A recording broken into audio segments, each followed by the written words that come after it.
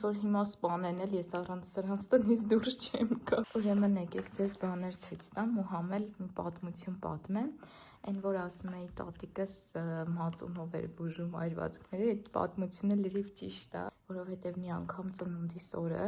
հորքուրիս աղջիկը շատ ուժեղ վառված եկել էր մեր տուն ու տատիս բռնեց մածուն քսեց իր մեջքին, վայ, այդ հոտը կյանքիս մեջ չեմ մոռանա, այդ ինչ ահավոր հոտ էր գալիս։ Հիմա որ տեսնի կհիշի։ Իհարկե օգնում էր, բան չունեմ ասելու, մածունը օգնում էր, բայց արդեն այրվածքներին։ Ես էլ այս տարի գնացել եմ Լենինական, իմ մաշկը չի վերցնում ոչ մի տեսակի արև, բացի մեր էջմիածնի արևից։ Դրա համար այս սպրեյ տարբերակն էի վերցրել, իրանք շատ լավն են,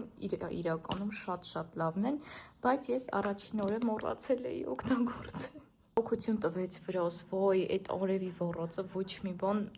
չգիտեմ, երրորդ օրը օգտագործեցի ու ահագին տարբերություն տվեց, շատ լավն է։ Էս էլ կրեմային տարբերակն է, արդեն մենակ սրանք եմ օգտագործում։ Ովքեր որ սպրեյն են նախընտրում սպրեյ, ովքեր որ կրեմը կրեմ։ Հետո այն անդուր հոտերից չունեն, շատ լավ հոտ ունեն, երկուսն էլ։ Գիտեք սրա ինչն եմ հավանում, որ այն կպչուն շերտը չունի, էլի իր վրա կպչունությունը չկա։ Խոսքով անկեղծ խորհուրդ եմ տալիս, երկու տարբերակն էլ շատ լավն է։ Որ հիմա սպանեն էլ, ես առանց սրանց տնից դուրս չեմ գա։